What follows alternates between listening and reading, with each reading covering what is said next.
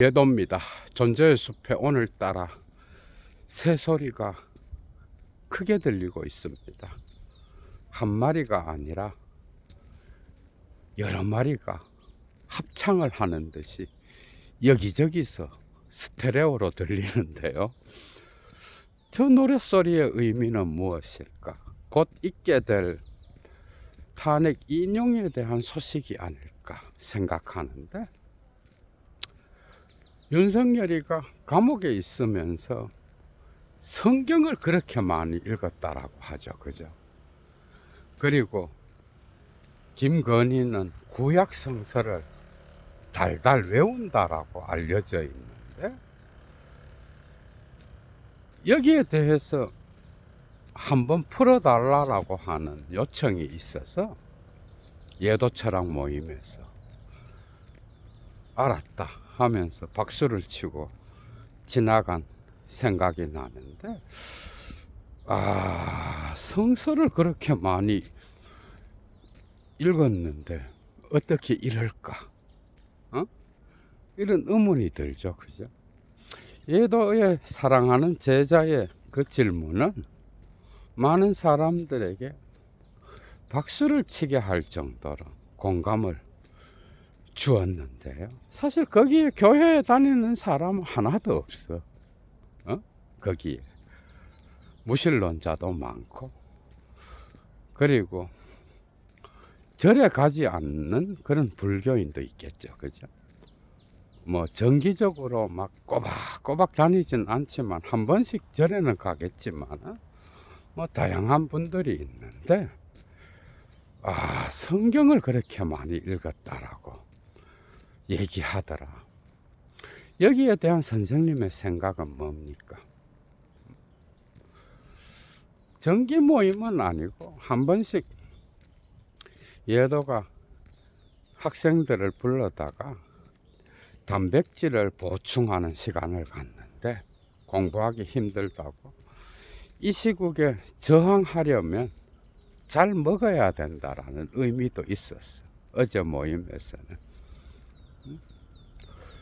그래서 성경을 읽었다라고 하는데 어디를 읽었는지 참 궁금하더라고. 아브라함 이야기를 읽었을까? 기원전 2000년경에 족장들의 이야기, 그죠? 아니면 모세의 출애굽 이야기를 읽었을까? 기원전 1300년경 이야기죠. 그죠? 아니면 솔로몬과 다윗의 이야기, 왕정시대의 기원전 1000년경의 이야기를 읽었을까? 아니면 지혜문학을 읽었을까? 왕정시대의 부패와 타락에 의하여 나타난 예언자들의 이야기를 읽었을까? 아니면 신약 성서의 복음서를 읽었을까? 바울 서신을 읽었을까? 정말 궁금하더라고. 거기에서 바로 모순이 일어나죠. 그죠? 하기야 신학대학교에서 일평생 예술을 팔아서 장사를 하고 잘 처먹고 잘 산 교수라는 인간이 이재명의 어떤 암살을 기도한다라고 공개적으로 발언했죠. 그죠? 이런 비상식적인 일이 계속 일어나는 거야, 여러분. 그게 야당 대표, 민주당 대표라서 문제가 아니라 한 인간의 암살을 기도한다라는 게 여러분 이해가 돼. 이런 게 신학대학교 교수인 거야. 버젓이 구구들의 역사관을 언급하면서 공산주의를 척결하는, 공산주의 없는 그러한 절대지의 세계를 기도한다든지, 정신 빠진 인간들 정말 많아. 그리고 그 좋은 머리로, 뭐 머리가 좋은지는 몰라, 그 좋은 어떤 아이들을 가르치는 신학대학교에서 그죠? 뭐 미래의 성직자들이 될 사람들을 가르치잖아. 그랬으면 공부를 좀 하고 발언을 하든지, 구구의 역사관에 빠져서 미친 소리를 하는 새끼들이 그렇게 많다는 거 아니야? 정식 신학대학교 출신들. 예도의 모교에서도 그런 인간이 있어요. 그것도 한 명이 아니야, 여러 명이야. 이런 자들이 일평생 예수를 팔아서 장사를 하고, 그리고 은퇴해서도 그냥 배 두드리고 조용하게 자기 남은 여생을 보내면서 그렇게 사는 것도 좋은 것 같은데, 헛소리를 짓거리고 이 시국에 나타나서 그런 인간들이 한둘이가 아니라는 거예요. 사실 김건희가 구약을 달달 외운다. 여러분 생각해봐. 성서를 외우는 거는 뭐 예도는 여러 명을 뭐 많은 사람을 만났어요. 나는 성서를 천독했다. 하루에도 일독을 한다. 뭐 이런 사람도 봤어. 그런데 이는 성서를 외운다라고 하는 인간들의 특징이 뭔지 알아요. 대개 보면 성서를 이해하지 않고 자기중심적으로 읽는 거야. 그리고 자기 비판적으로 자기 이해를 통하여 해석학적 순환을 경험하는 게 아니라 자기 관점에서 자기에게 유리한 방식으로 성서를 읽는 거죠.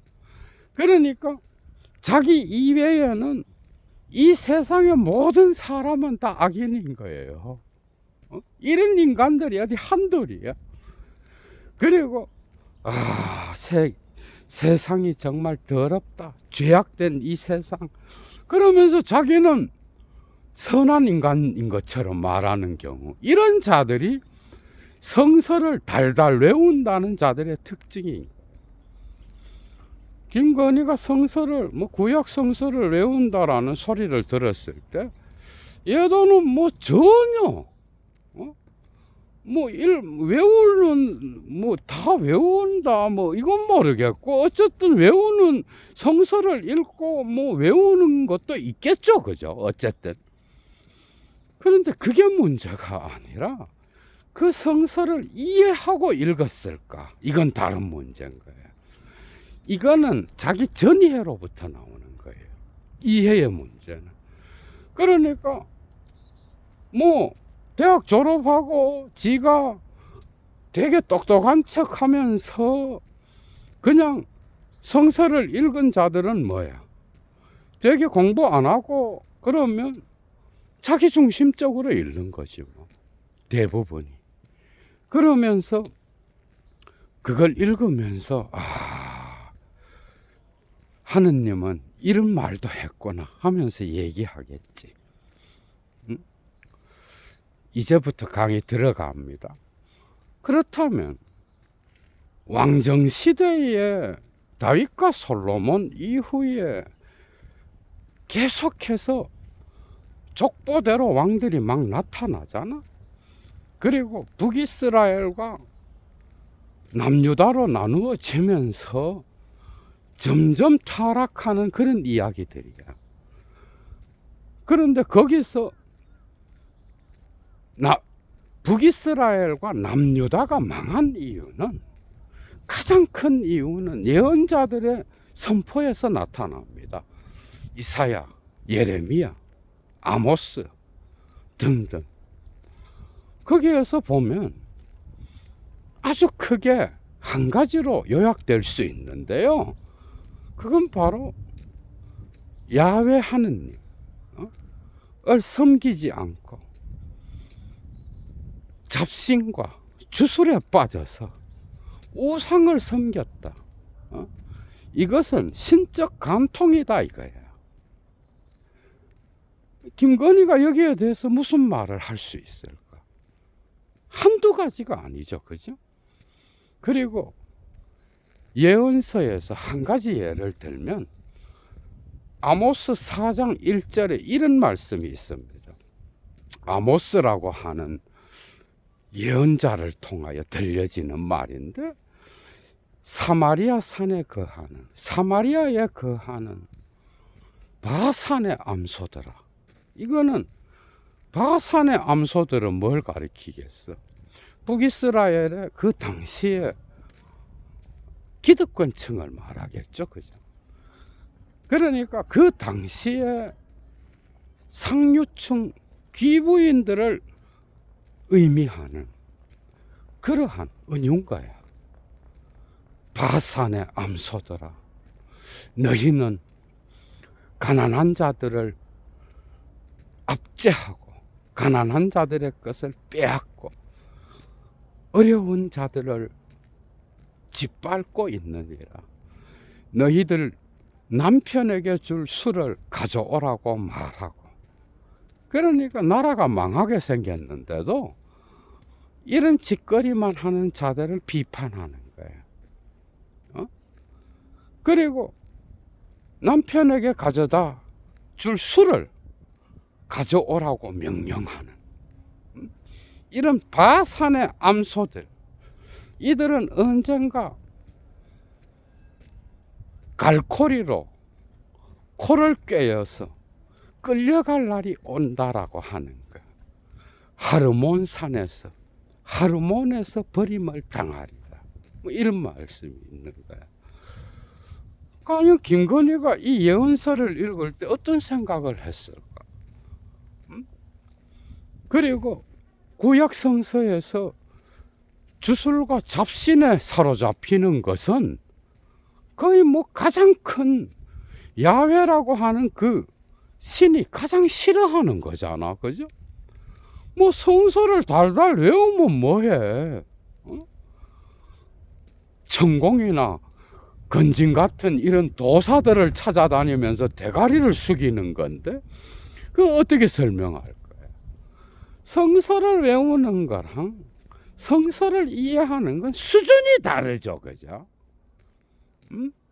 그러니까 성서를 잘 이해하려고 해도 지금까지 있어 왔던 인류 문화의 보고들, 고전들, 문학, 철학뿐만 아니라 심지어 자연과학까지도 공부를 할 때에 새로운 지평이 열리는 게 있어요.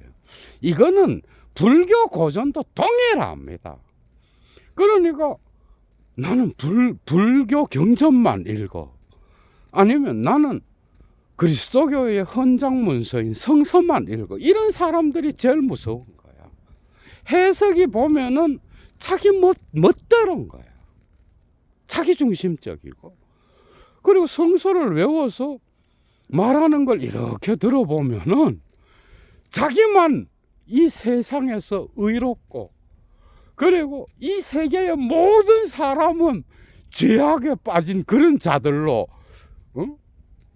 이야기할 때가 상당히 많은 거죠. 그죠? 그러니까 이런 이상한 모순들, 그죠? 그리고 뭐 아모스서의 이 예언자의 말을 뭐라고 해석할까? 김건희가 윤석열이가 감옥에서 성서를 읽었다. 뭐 읽었겠죠, 그죠? 당연히. 뭐 복음서를 읽었다 그러면 예수님이 참 좋은 일을 많이 했구나. 이러면서 나도 나가면 예수님처럼 이렇게 좋은 일을 많이 해야 되겠다. 이까지 과연 나갔을까? 이런 수준까지라도 나갔으면 다행인 거죠. 그죠? 성서를 읽으면서 과연 무슨 생각을 했을까? 출애굽기를 읽으면서 모세라는 지도자가 민초들과 함께하는 이런 것들, 이런 이야기들은 데리다의 철학에서도 곳곳에서 표현됩니다. 특히 글쓰기와 차이에 에드몽 야베스에 대한 논문이 있어. 거기서도 장소 없는 유대인들의 어떤 성서를 들고 끊임없이 광야를 여행하는 그 억압받은 민족에 대한 글쓰기, 그죠? 그게 어떤 의미를 가졌는지 정말 많은 생각을 하게 하는 그런 텍스트인데, 그뿐만 아니라 레비나스는 야훼 하느님 자체를, 그죠? 그 자체로 고아와 가부의 하느님이라 그래. 억압받는 민족과 함께하는 그 하느님, 장소 없이 디아스포라 돼서 떠돌아다니는 그 유대인들의 하느님은 고아와 가부의 하느님인 거야. 윤석열이가 이런 성서를 읽으면서 무슨 생각을 했을까? 성서에 나오는 지도자들이 천박한 엘리트주의를 갖고 있어요. 어느 누구도 갖고 있지 않아. 엘리트주의는커녕 오히려 민초들보다 더 낮은 자리에서 그들과 함께하는 삶을 살죠, 그죠? 모세든 뭐 다윗도 그렇고 뭐 나름대로 나중에 왕이 돼서 헛짓거리도 하고 솔로몬도 그렇지만은 어쨌든 대부분의 성서에 나오는 지도자들은 전부 다가 기존 질서에 옹호하면서 거기에 빌붙어서 자기 부를 챙긴 자들이 없는 거야. 쉽게 돈을 벌고 자기의 부를 축적하고 엘리트가 아닌 자들을 무시하고 조금 지가 뭐 좀 됐다라고 자기 반대편에 있는 자들을 인간으로 취급 안 하고 이런 새끼가 성경을 읽었다라고 하니 기가 찬 노릇인 거야. 석방되고 나서 얼굴을 보니까 뭐 별로 달라진 것도 없는 거야. 자기가 살 길은 구구를 준동해서 저 어리석은 저들을 이용해서 자기가 살 길을 찾는 것은 뭐 감옥 안에서 끊임없이 연구했겠지만은 이사가 성서를 읽었다고. 성서는 이사와 다 반대되는 말을 하고 있거든. 응? 천박한 엘리트주의, 아이고, 바로 뻑큐입니다. 성서 안에서는. 성서를 여러분들이 안 읽어서 그런 거야. 그러니까 대한민국에서 암초와 같이 자란 거죠. 저런 구국 개신교와 같은 그런 수준이라고 생각하잖아. 어림도 없습니다. 성서의 세계가 그렇지가 않아요. 거기에는 기존 질서를 옹호하면서 거기에 빌붙어서 배두들이고 사는 것은 한 구절도 나오지 않아요. 한 구절도. 성서의 지도자들은 전부 다가 민초들과 함께 했고, 그리고 그들의 삶이 궁핍에 처하면 그들보다 더 그 궁핍함에 대하여 염려하면서 그들과 함께 했던 그런 자들이었어. 신약 성서에 예수 시대에 예수의 제자들과 그리고 세례 요한의 삶을 봐봐, 여러분. 바울의 삶은 어땠어? 그 많은 지식을 갖고 엘리트주의에 빠져 있었어? 성서에는 엘리트주의를 거의 경멸하죠, 그죠? 예수는 이런 윤석열이가 갖고 있는 엘리트주의에 정말 구토를 했을 거야. 얘도는 확신합니다. 바리새인이나 어줍지 않은 성서에 대한 지식, 그러나 삶은 개떡같이 사는 새끼들, 사두개인, 서기관들 성서를 얼마나 잘 풀어. 자기 전통의 구약 성서를 기가 막히게 풀어내잖아, 토라를. 그런데 삶은 그렇지가 않은 거야. 삶을 법제화해서 법실중주의로 만들어서 삶을 경직시키면서 민초들을 향하여 삿대질을 하면서 억압했던 이런 자들이죠. 그죠? 그러니까 삶의 형식주의에 예수는 구토를 한 자예요.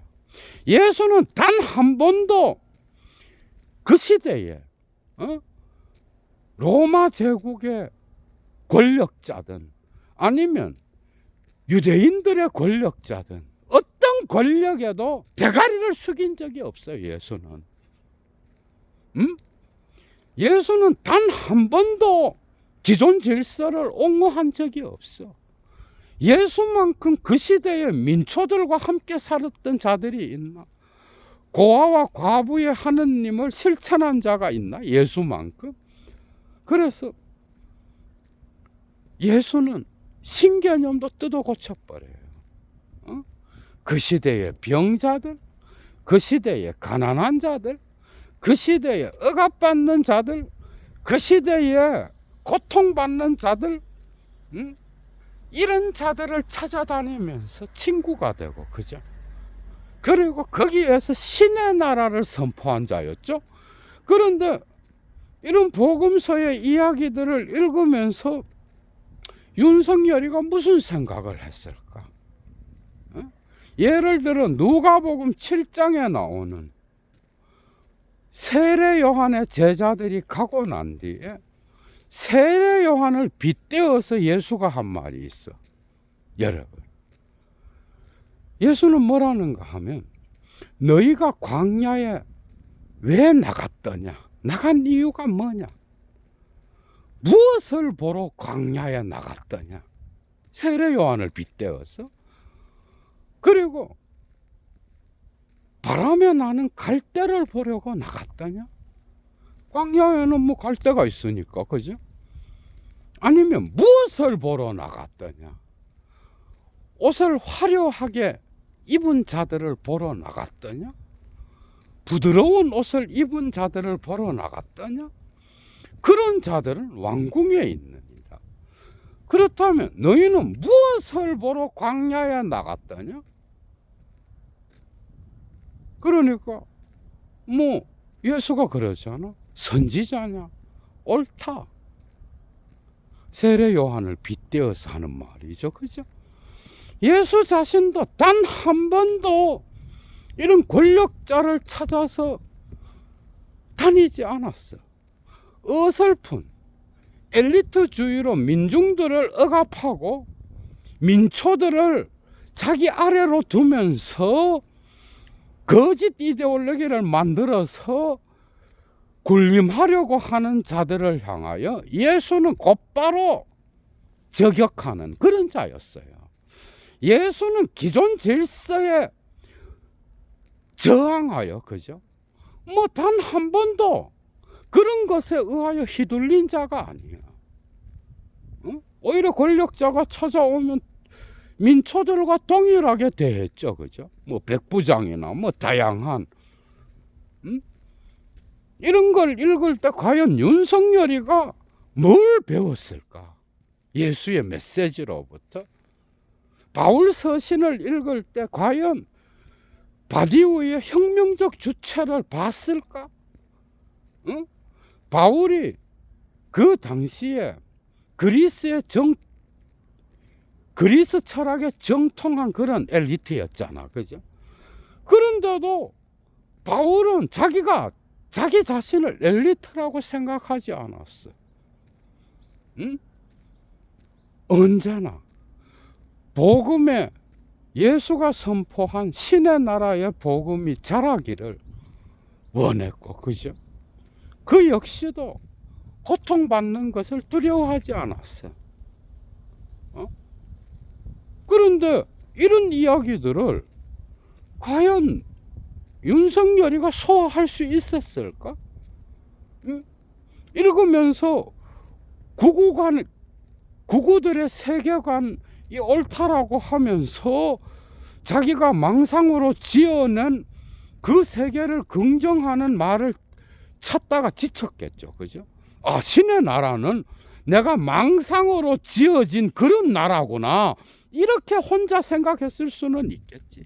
성서를 뭐 읽었는지 안 읽었는지 예도는 모르지만은 뭐 안 읽었을 수도 있죠. 그죠? 자기 지지자들 이 대부분이 구구 개신교에 있는 자들이니까 뭐 그들을 향하여 낸 메시지일 수도 있어.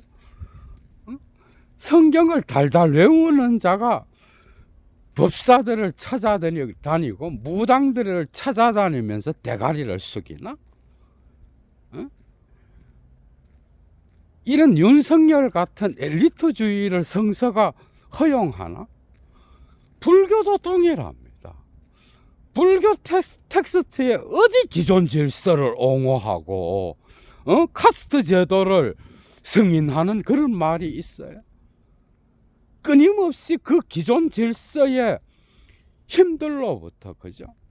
벗어나는 구도자의 모습을 그리고 있지.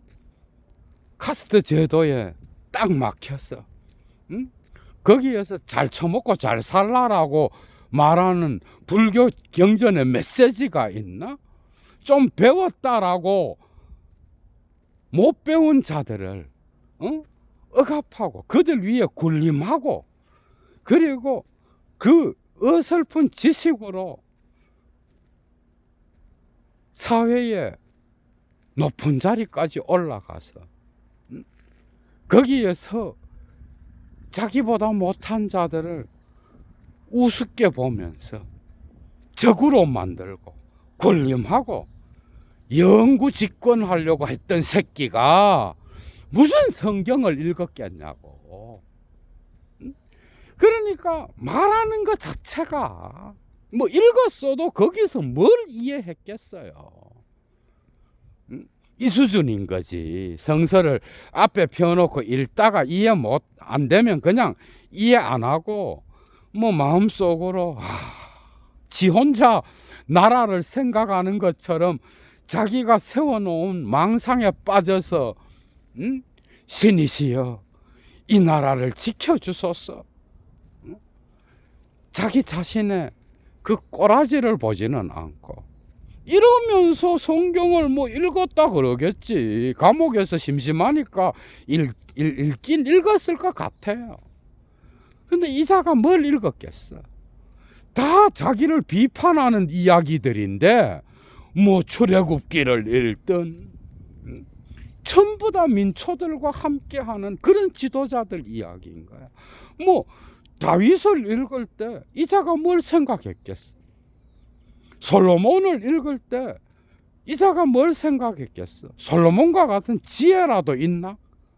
예언서를 읽을 때 그리고 욥기나 시편이나 이런 지혜서를 읽을 때 잠언이나 다 이자의 행동과 반대되는 이야기를 하고 있는데 과연 그걸 읽었을까?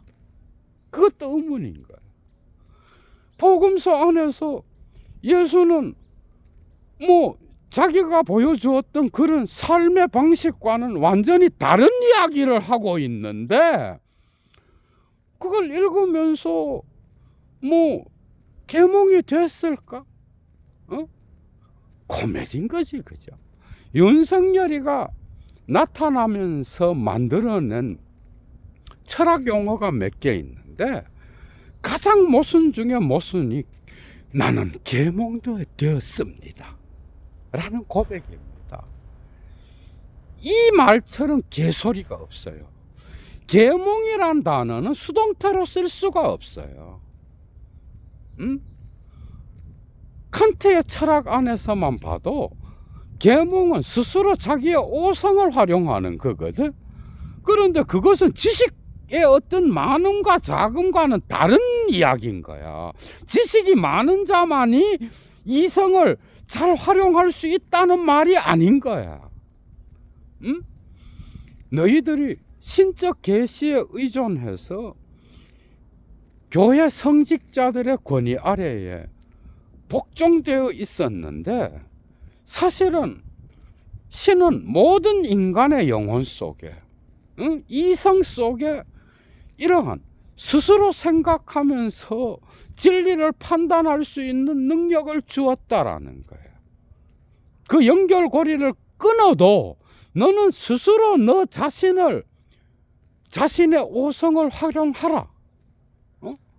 그러니까 뭐 좋은 대학을 나오고 조금 배워서 뭐 엘리트주의에 빠져서 어리석은 짓을 하는 자들, 이 자들보다 뭐 그만큼 학벌은 없어도 자기 스스로 오성을 활용해서 판단을 내리면 저들보다는 더 지혜롭겠죠, 그죠?